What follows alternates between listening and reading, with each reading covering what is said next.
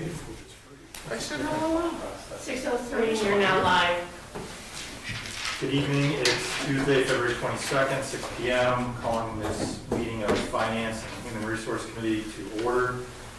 Councilmember Katie Laparta-Shu. I'm here. Councilmember Scott Harrington. Here. And Councilmember John Rafter. Here. Also like to acknowledge Mayor Mark Drenick is in attendance, along with City Administrator Greg Mattice. Is there any need to make corrections to the previous meeting minutes? Mm-hmm. Hearing none, we'll accept them as provided. Topic A on tonight's agenda. So this is me. This pertains to testing for marijuana. As you all are aware, I'm sure, in 2021, the Marijuana Regulation and Taxation Act was passed, which of course legalized the use of recreational marijuana in New York State.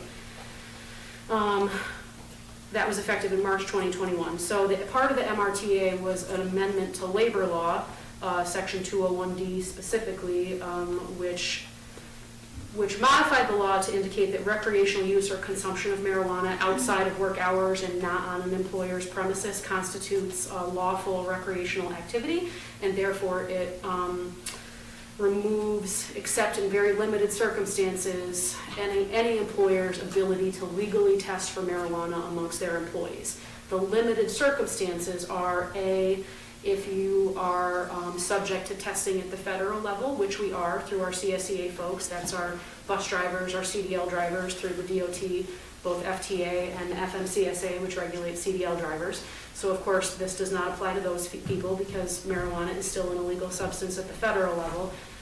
And also in general, if someone were to come to work, I guess the best way I can explain it is we have to treat marijuana the way we would treat alcohol. It's a legally consumable product as long as it's done on the employee's time outside of work hours. So if a person were to come to work clearly under the influence of marijuana, then we would, of course, in that case, be able to test for it, just like we would somebody who came to work, drunk, using alcohol.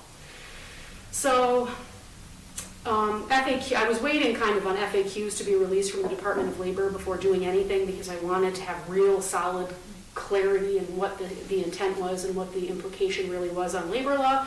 Those FAQs were released, and it specifically addresses employee discipline. It just says that employers generally cannot discipline employees for off-duty, off-premises use of recreational marijuana, and there's actually a section in the FAQs that specifically says that we cannot discriminate against an employee for use of a legally consumable product. So I'm telling you all this to tell you what we have to do about it now. So even though an update to labor law supersedes what we have negotiated in a collective bargaining agreement, I think that the fair and correct thing to do is to capture the city's intent, which is that except in these limited circumstances as defined by Labor Law 201D, we will not be, as a matter of a pre-employment condition or a random or most reasonable cause drug testing, be testing certain employees who fall within the protected classes. So that would mean MOAs with our police union, our police sergeants union, and the fire union. Because the other testing that we have is done through the CSEA, and of course those folks, as I said, the people who are subject to testing are subject based on a federal requirement. So what this would look like is I would be asking the council to adopt memorandums of agreement with each three of those unions just to clarify and specify our intent that we intend to follow the new section of labor law. I don't think there's any harm in setting that expectation and really clarifying our intentions with the employees so they know what to expect. Any questions from the committee members? That was a lot of information real quick. Right. So I apologize. I'd be happy to send out the FAQs if you'd like to read through them. So in essence, this is eliminating the random drug testing, and it's going to be on a cause-based only? So it does not entirely eliminate for-cause testing, pre-employment testing, or random testing. It just means that before we were testing on a 5-panel basis, including cannabis, THC metabolites, will only be testing for 4 substances now. So it does not eliminate, abolish, remove any negotiated testing requirement. We simply won't be testing for that substance. Except if a person were to come into work who was clearly under the influence. And there's also, information delineated in the FAQs about what reasonable cause would look like, which is why maybe you might have an interest in reading it. I thought it was really interesting. Maybe you will find it to be interesting as well. But it just means that we're not testing for that specific substance. Okay. That's clear to me. Thanks for reiterating. The second time I got it. Oh, sorry. Yeah, no. Like Scott said, it was a lot, so I was gonna put it in the strings, but I got it now. Cool. Any other questions?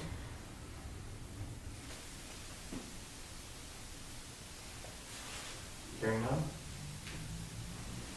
Topic B. So we have a current vacancy, records management clerk. We are prepared to make an appointment. The vacant position, CSEA grade 12, starting salary in 2022 is $43,263. Will be effective March 2nd.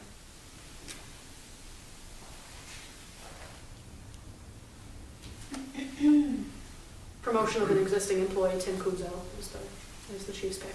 Say that one more time. It would be the promotion of an existing employee.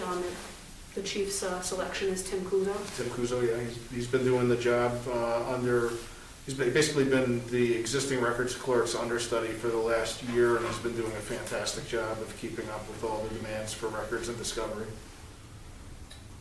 Huge asset to the city, so it's a very well-earned promotion. Any questions from committee members?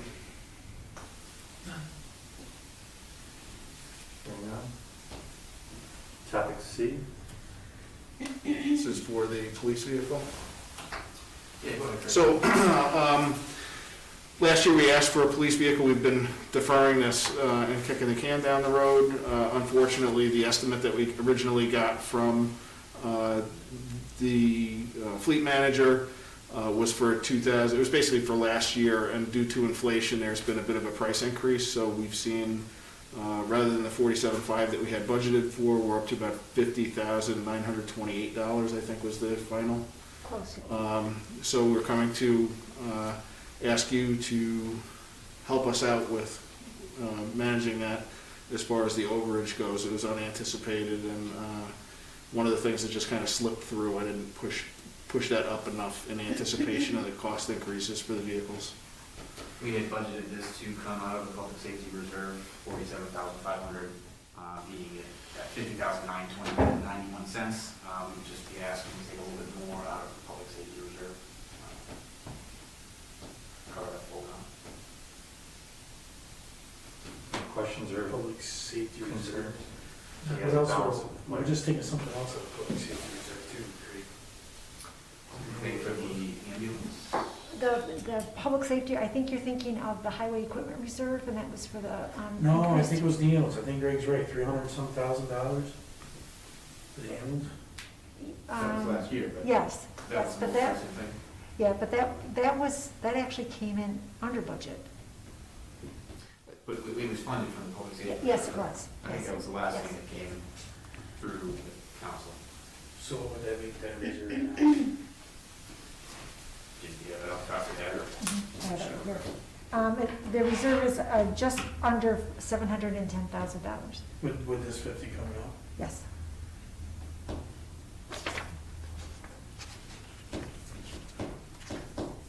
Well, they gotta have wheels to do their job.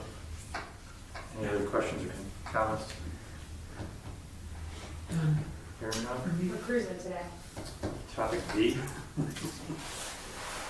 The fuel bid,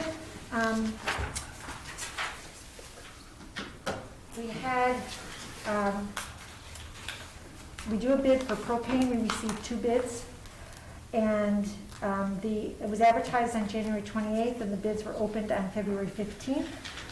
And the purchasing agent is recommending the propane bid to go to Nolan Bottle Gas. It is a fixed price at $1.74 per gallon.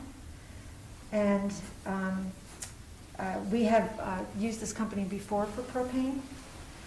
For all the fuel oils, there were no other bidders besides Moravito, and so the recommendation from the purchasing agent is to accept their bid, and it will be on a differential price, not a fixed price. And their differential, it's the firm differential plus a 0.1815 cent per increase. And that is all the information I have on the fuel bids. Sounds like last year. Yep, basically. Any other further questions or comments? Any others? Hearing none. Topic E. The leak noise correlator bid, again, it was advertised on February 9th, and we received the bids, 2 bids on February 16th. One bid did not meet specifications, so that bid had to be denied, and so the purchasing agent's recommendation is to award it to Eastman Associates at a price of $37,150. And that is just over, was that the item that we were discussing today with Chris? Yeah, what was it, 37? $37,150? $180 over. Yeah, it was $180 over budget. That was East Com Associates, right? You might have said East Man. East Con Associates, yes. That's for the wastewater treatment plant? This is leak noise correlator is used to find water main leaks out in the distribution system, so Okay. drinking water. Oh, okay, good to know. Water and sewer.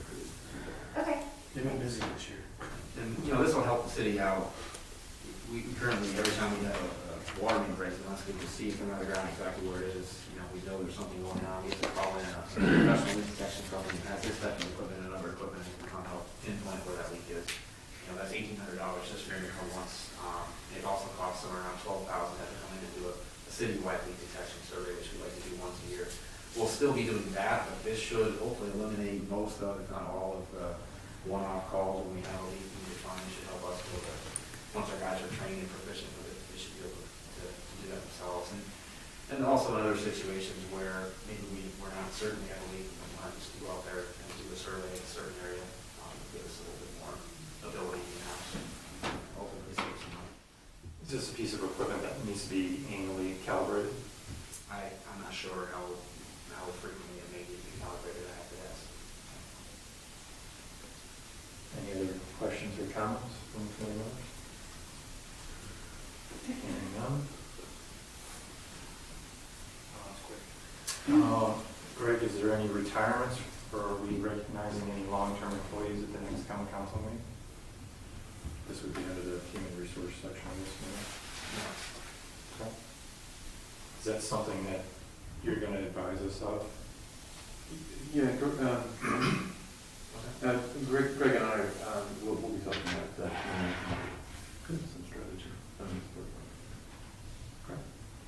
Is there a need for an executive session? Yes, we'd like to enter an executive session to discuss a potential, how would you describe it, Katie? It is the specific medical and employment information pertaining to a specific employee. We have a second? Sure. We need who to stay in the room? Both chiefs? Just the chief now.